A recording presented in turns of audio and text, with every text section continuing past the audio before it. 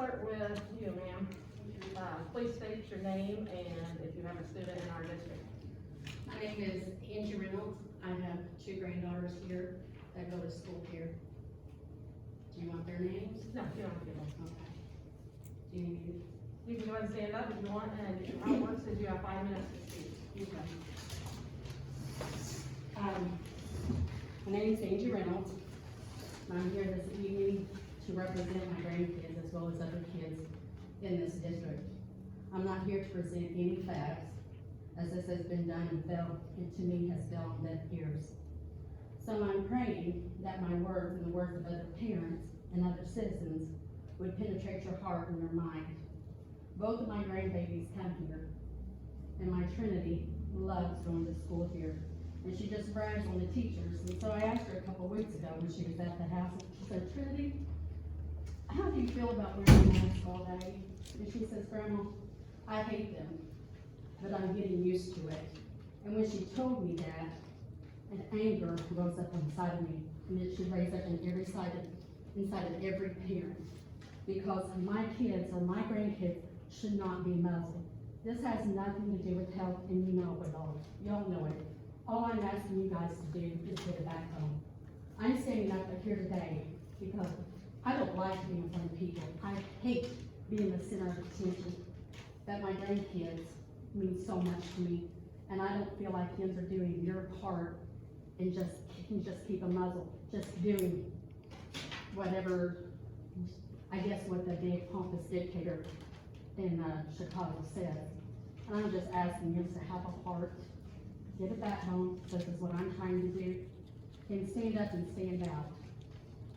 You know, I've always told my kids, they didn't listen always, but you know what? Stand up for the underdog. Stand up and stand out. And I'm asking you that I feel like our kids are being the underdogs. And it's time for you guys to stand up and stand out. And be in their corner for once. That's all I have to say. Thank you. First of all, do we not ever start a meeting with the Pledge of Allegiance? I mean, that's a little alarming. We don't even have a flag representing this meeting.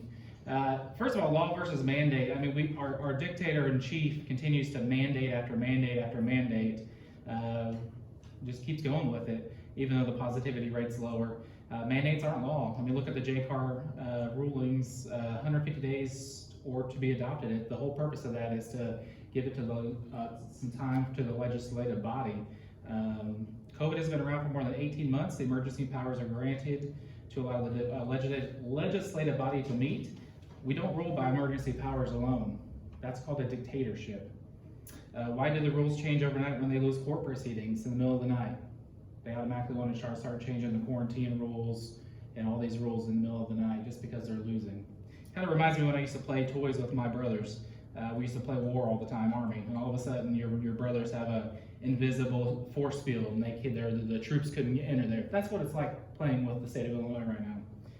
The Board of Education, Beecher City versus ISBE, the temporary restraining order basically issued to reinstate the school district status. Ruled ISBE must follow their policy as outlined in Title 13.1-20-A, not to be able to take the away status based on emergency rule. Where in Title 23 does it state it's a requirement to mask and test for a school to be funded? Title 23 sets legal precedents for operational requirements for the schools and only placed on probation if the following is met. And I won't go over it because I'm sure you're fully aware of it. In Title 23, there's also a Code of Ethics, 23-22-20. It applies to all Illinois educators.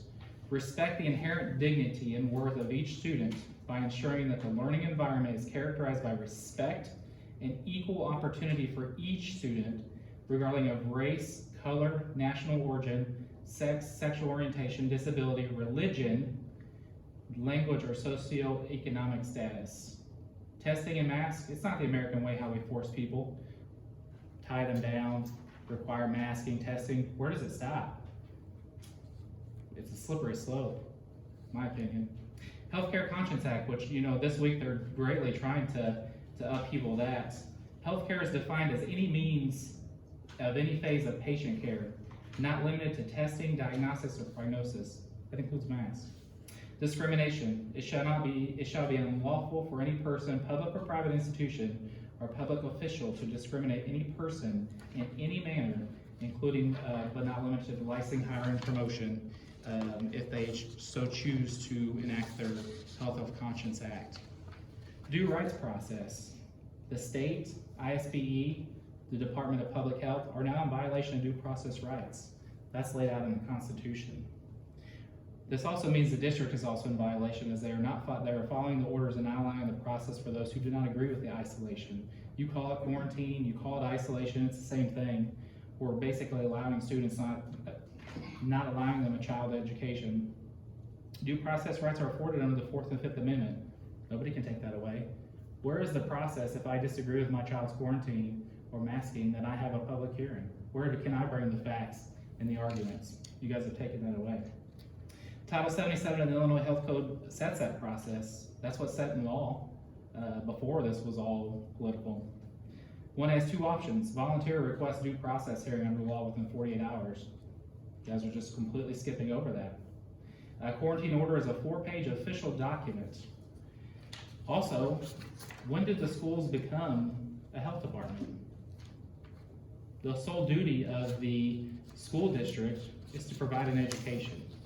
And that even states it in the primary purpose of education in Title 23, 1.10-A.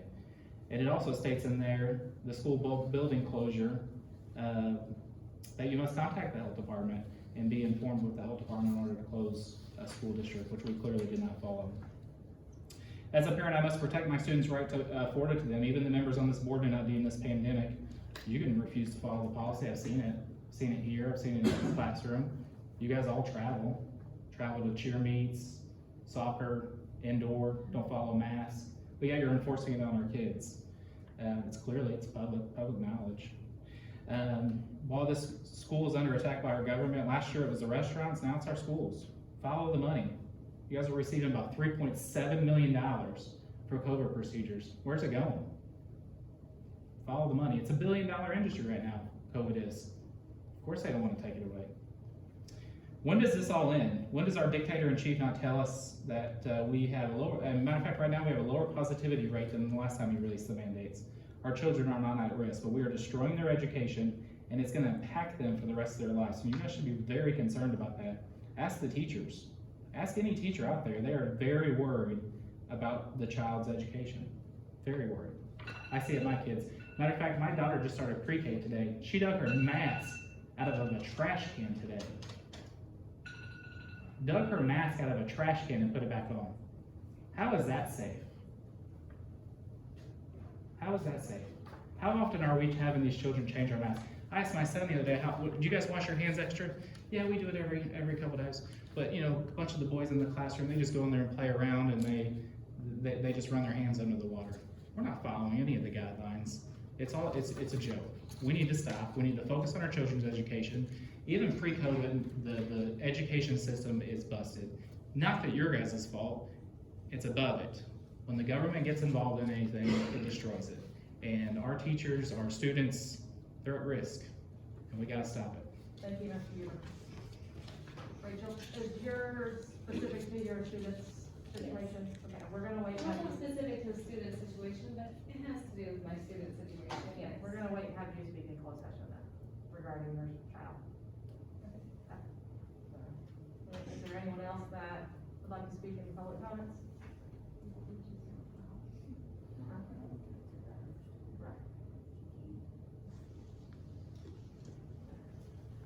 We move on to item 4. Go ahead and take a moment and look at the minutes.